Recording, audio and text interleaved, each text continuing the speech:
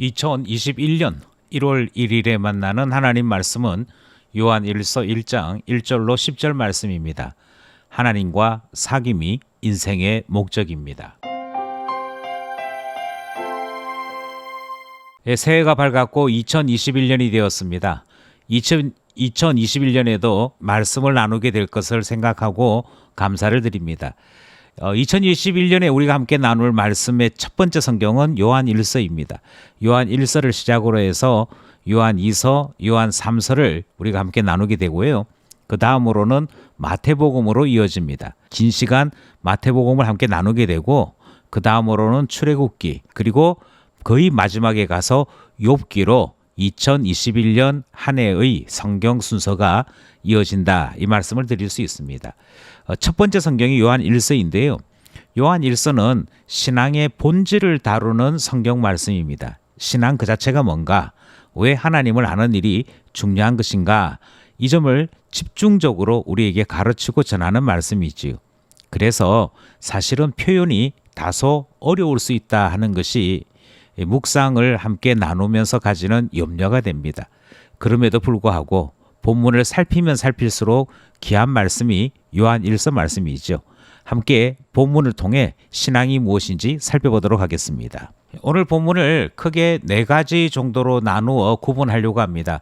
먼저 1절에서부터 4절 말씀이 머릿말이고 인사말이고 오늘 요한일서 전체를 설명하는 이 대문 역할을 하는 말씀입니다. 1절, 태초부터 있는 생명의 말씀에 관하여는 우리가 들은 바요, 눈으로 본 바요, 자세히 보고 우리의 손으로 만진 바라. 이 생명이 나타내신 바 된지라. 이 영원한 생명을 우리가 보았고 증언하여 너희에게 전하노니 이는 아버지와 함께 계시다가 우리에게 나타내신 바 된 이시니라.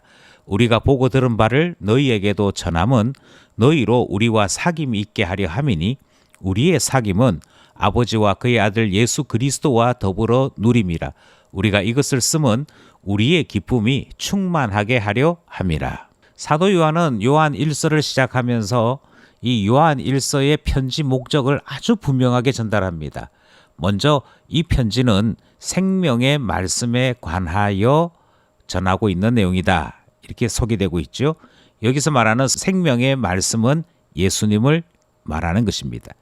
그런데 그 예수님에 대하여 이야기하면서 우리 예수님에 대해 공부해보자 이렇게 말하지 않고 그 예수님을 먼저 경험한 자로서 경험한 그 내용을 전하는 것, 이것이 이 편지를 쓰는 목적이다, 이렇게 소개하고 있죠.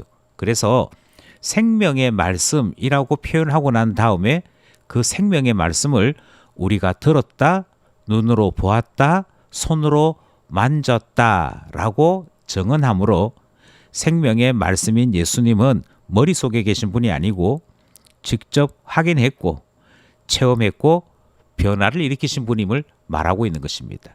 이렇게 생명의 말씀을 경험한 사도들은 2절 말씀에 따르면 증인이 되고 생명의 말씀을 전하는 일을 맡았음을 소개하고 있습니다. 이 영원한 생명을 우리가 보았고 증언하여 너희에게 전한다, 이렇게 말씀하고 있지요.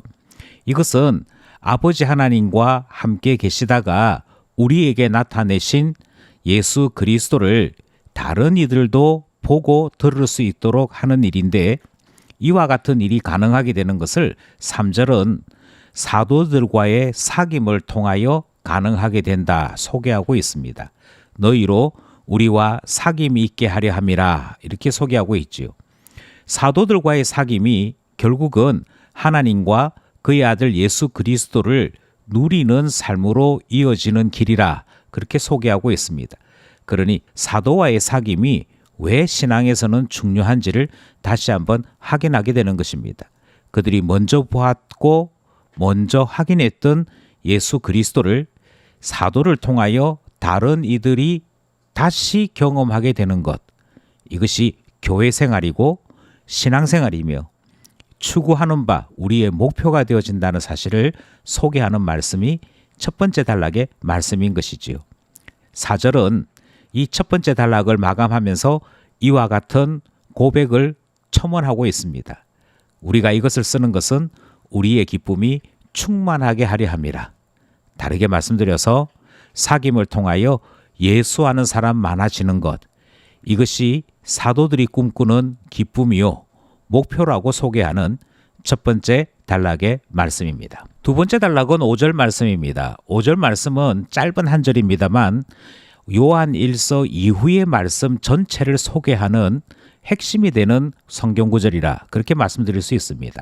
사도들이 들었고 보았고 만졌던 예수 그리스도, 그 예수 그리스도를 통하여 깨닫게 된 것이 무엇인가 하는 것인데요. 5절은 그것은 두 가지 사실이다 이렇게 소개하고 있습니다. 먼저는 하나님은 빛이시더라 하는 것이지요. 하나님이 빛이시라 하는 내용은 이 이후에 좀 더 자세하게 설명이 됩니다.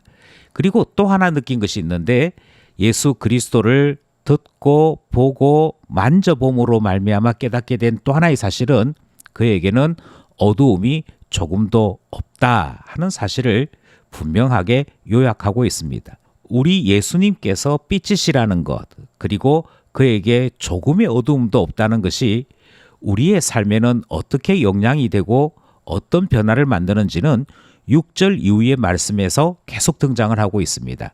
이제 세 번째 문단으로 이동하겠습니다. 세 번째 문단은 6절과 7절 말씀입니다. 6절과 7절 말씀의 주제는 만일 사귐이 있다 하면서라고 하는 내용이지요.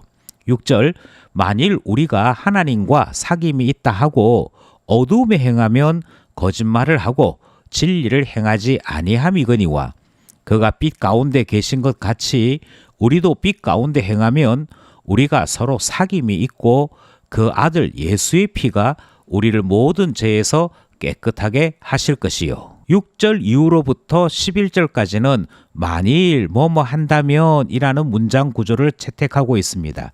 이 내용으로 5가지의 내용이 전달되고 있는데요.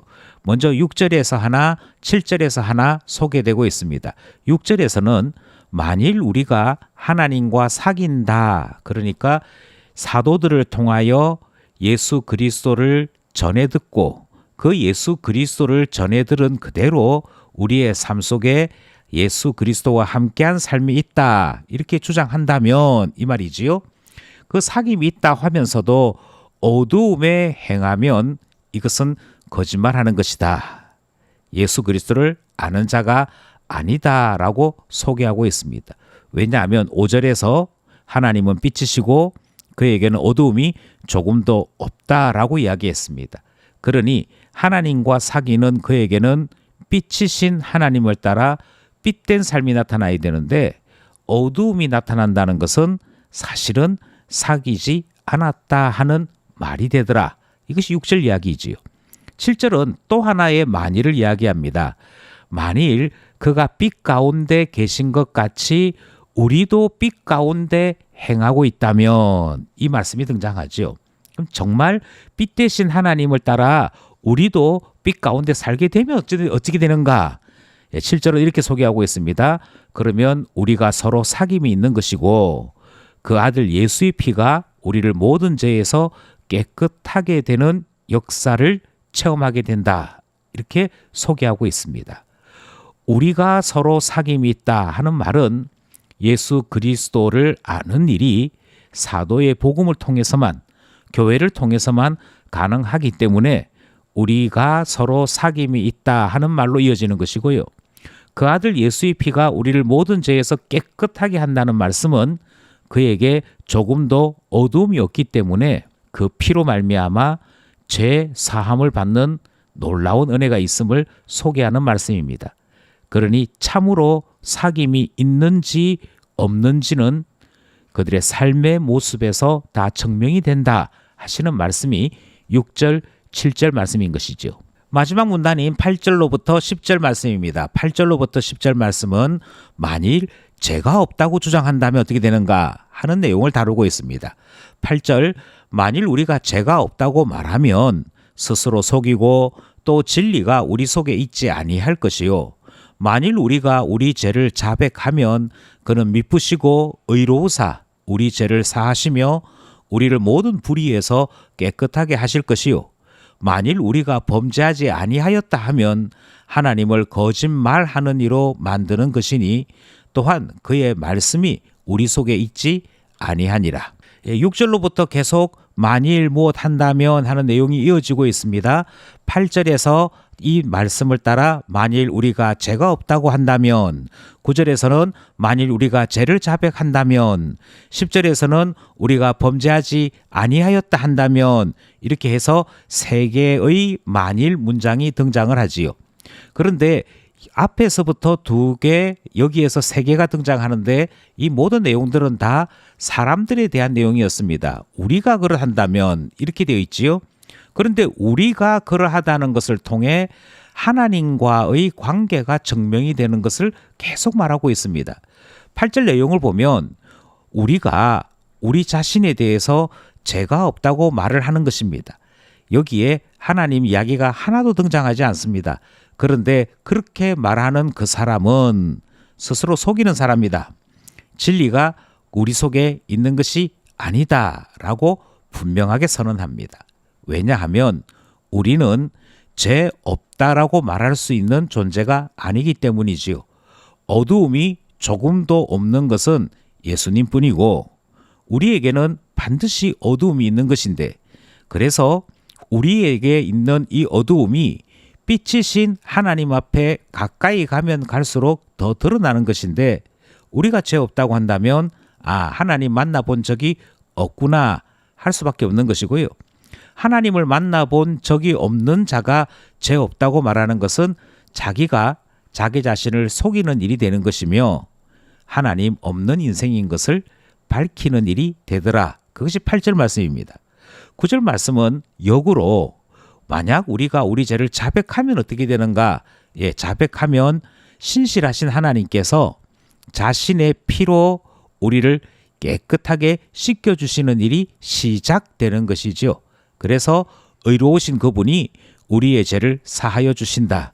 그리고 우리 모두의 삶이 불의에서 깨끗함으로 바뀌게 된다 하시는 말씀이 9절 말씀입니다.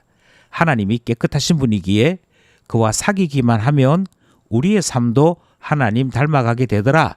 그것이 9절 내용입니다. 반면에 10절은 만일 우리가 범죄하지 아니하였다 한다면, 그러니까 회개할 것이 없다, 죄를 자백할 것이 없다라고 말하는 사람이 있다고 한다면 그것은 하나님을 거짓말하는 이로 만드는 것이다. 이렇게 소개하고 있지요. 왜냐하면 하나님께서 우리에 대하여는 죄를 말씀하셨고 죄가 없고 어두움이 없는 분은 하나님뿐이라고 우리에게 말씀하셨기 때문입니다. 그런데 사람이 나도 죄가 없어 그렇게 얘기하면 하나님을 거짓말하는 이로 만드는 것뿐이고 사실은 그의 말이 거짓이고 그의 주장이 틀린 것 되는 것, 그것을 우리에게 가르쳐주는 말씀이 10절 말씀입니다. 결국 그에게는 예수님도 참된 진리도 없는 것만 나타내게 되더라 하는 것이지요. 이처럼 살김이 있느냐 없느냐 명백하게 판정됩니다. 우리는 어떤 사람인지 다시 한번 살펴보라 말씀하시는 오늘 본문 말씀이었습니다. 오늘도 말씀을 따라 기도 제목 3가지 나누고자 합니다. 먼저는 사도들은 생명의 말씀을 처음 경험하여 다른 이들에게 전하여 준 증인들이었습니다. 교회는 사도들의 기초 위에 세워졌지요. 그러니 참된 교회는 사도들의 복음을 전하는 교회여야 할 것입니다. 먼저 경험한 예수님을 전하는 교회, 이것이 참된 교회인 줄 알아. 먼저 기도하기는 주님, 교회를 교회되게 하옵소서 기도하게 되는 것입니다. 두 번째는 하나님만이 빛이시며 오직 그에게만 어두움이 없습니다.